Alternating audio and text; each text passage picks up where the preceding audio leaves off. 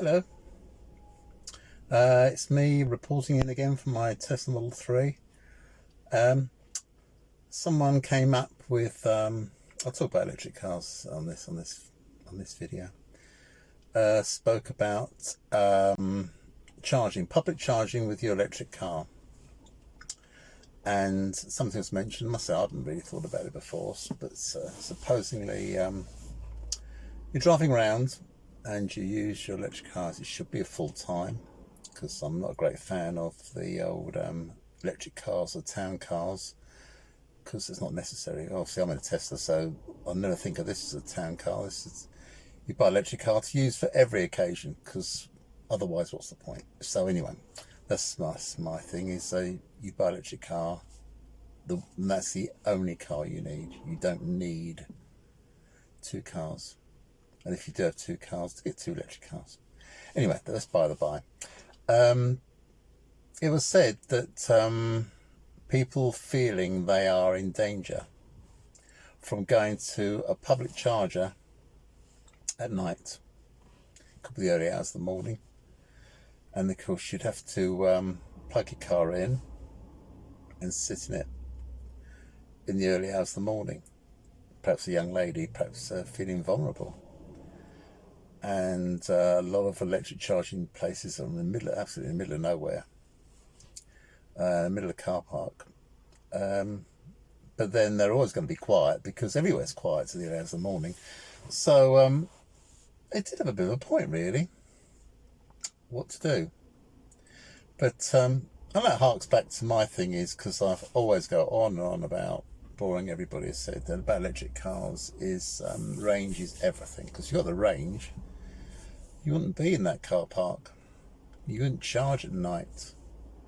And even up to the point, the person who was talking about this subject, he's got two cars. He's got a Nissan Leaf with no range, relatively no range, an old Nissan Leaf, 100-mile range, and he's got a Tesla Model 3, like this one, with over 200 miles range. And his wife said that she wouldn't use the Model 3 Tesla because the charger, where the chargers are in a quiet place, and she felt vulnerable charging at night.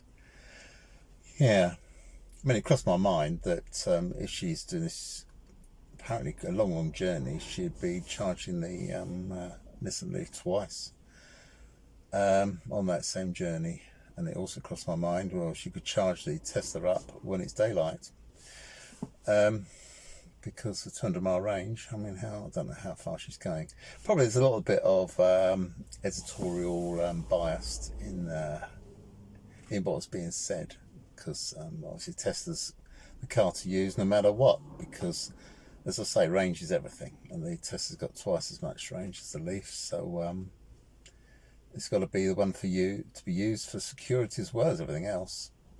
Also, of course, the Tesla charges come quicker.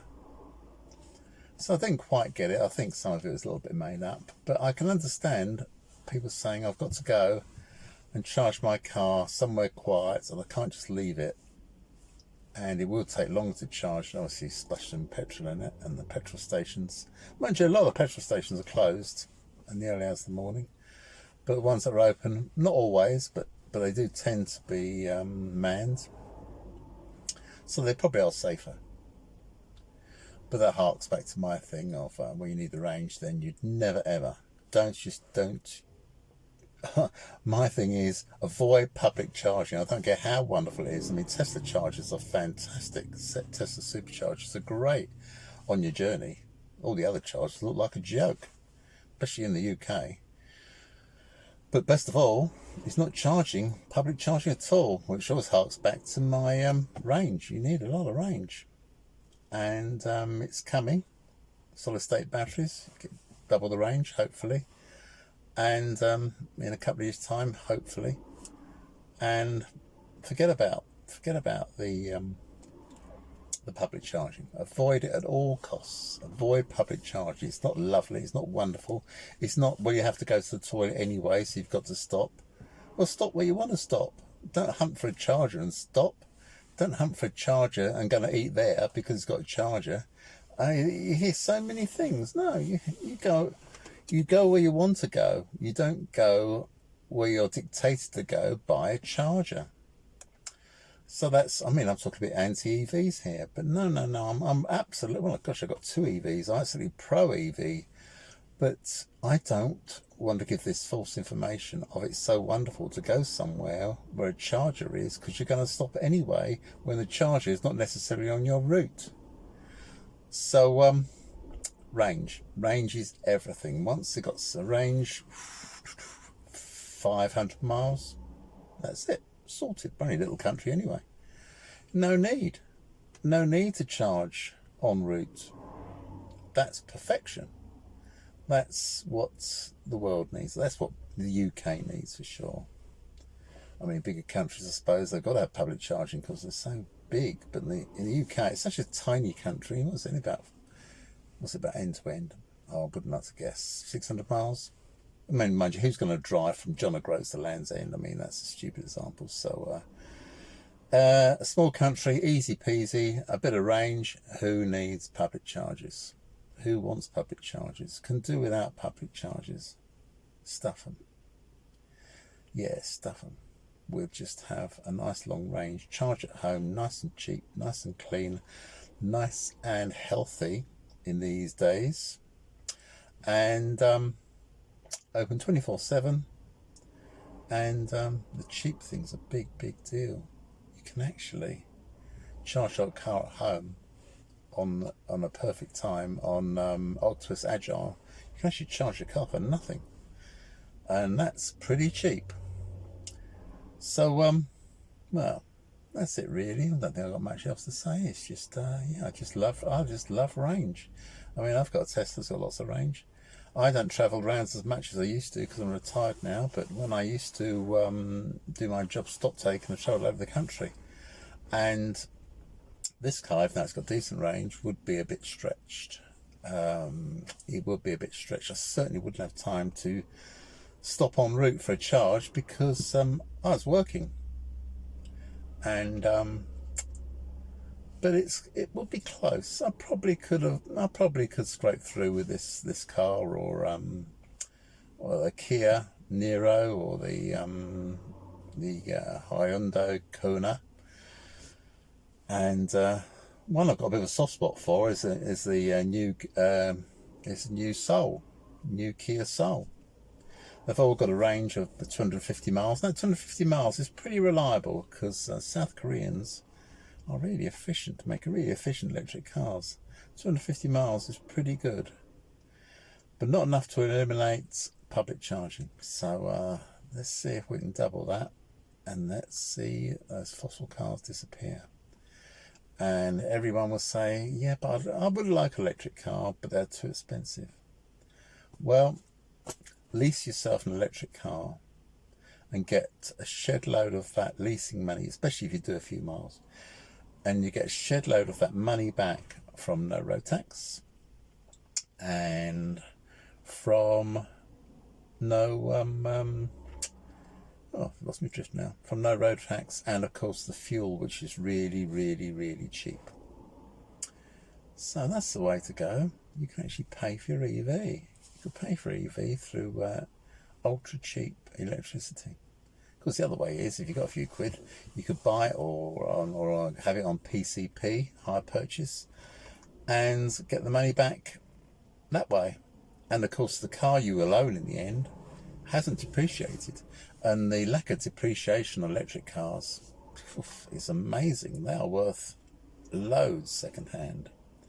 The second hand market might drop a bit when there's more on the market, but they're in such demand, and of course the demand for petrol and diesel cars will drop off. In fact, the more electric cars there are, the more demand for electric cars will be, and petrol and diesel cars will be so undesirable.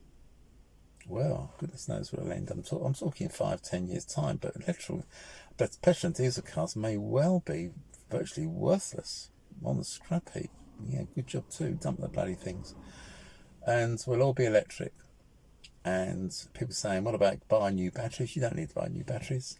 And they'll be saying, what about how do we get rid of the batteries when they're worn out? Well, they're not worn out, and you can use the bits from the batteries, the chemicals, the materials from the batteries anyway. They're certainly more recyclable than the petrol or diesel engine, or an old exhaust pipe, or some brake pads, which electric cars virtually don't need. It's in every way, electric cars are better. There's no argument about saying this and that, and it's so much ignorance around. I heard on a radio program people say, oh, what happens on a really, really cold day when the country's full of electric cars and they're all on the motorway and there's a big traffic jam, and because there's snow, they'll all come to a stop and they'll all have no power. How do we move them? Well, why would they have no power? They don't use any power when they're standing still. Such stupid arguments. I mean, people just want to keep their fossils brumming around, and I know the cost of a cost of electric car is very, very dear, and that is probably dearer than they should be, I believe, because there is actually less parts. I know the battery's very dear, but it's artificially dear. Solid-state batteries are presumably are thought to be cheap to make, and twice the power. When they come in, wow, that'll be it. Done and dusted. All your power and all your charging, not a problem anymore. Apparently, there are solid-state batteries charge quicker as well. So all your problems will be solved. And from my point of view, my problems are solved already, even though I haven't got the super duper duper long distance in this car. About 250 miles in the summer, about 200 miles in the winter, because they do use a bit. Batteries do like to be warm. I mean, at the moment, I've got 37 miles of range left, and I'm not far away from home, so I'm not in any panic. And you shouldn't be in any panic. The only times is when things that aren't usual, like in the winter, really, really cold winter, the range is affected. And I'm finding a bit that if you have 3 passengers, so there's 4 of you in the car, that does affect the range a bit.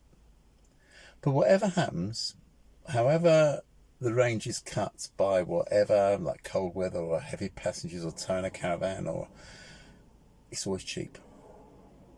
It's always cheap. Because if you can charge for nothing, what's twice nothing is still nothing. So it's always cheap. So it's only the range is the inconvenience. But let's say when you get long range, you won't be inconvenienced. All will be well. Anyway, that's my that's quite upbeat, really. Yeah, get an electric car.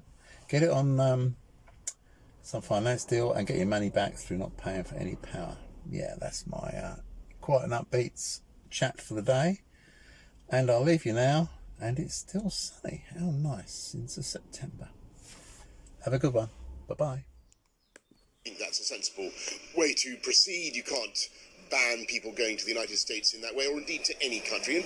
And what he's doing is playing the game of the terrorists and those who seek to divide us. That is exactly the kind of reaction they hope to produce. And I have to say, when Donald Trump says that there are parts of London that are no-go areas, I think he's betraying a quite stupefying ignorance that makes him, frankly, unfit to hold the office of President of the United States. I would invite him to come and see the whole of London and take him round the city, except that I wouldn't want to expose Londoners to any unnecessary risk of meeting Donald Trump. Do you think he shouldn't be allowed in the country? Well, I think it's a free country and you can't stop people unless he's guilty of some criminal offence. I don't know quite how you'd stop him coming to this country. If he wanted to come to the city, we would make every effort to show him the city and show him that he's talking complete nonsense.